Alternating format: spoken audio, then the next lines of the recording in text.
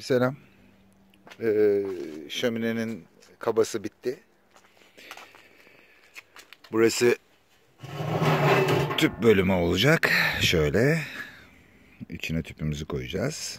Buraya bir tane sap geliyor. Ondan sonra kapanıyor. Kapandıktan sonra yukarıdan görünüşü böyle. Sana soracağım şey, şu alt kısmı, burayı ne renk boyayacağız?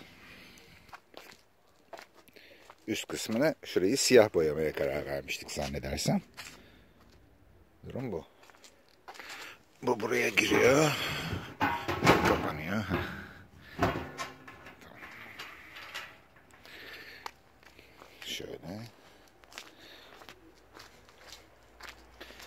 Görünüşü böyle olacak.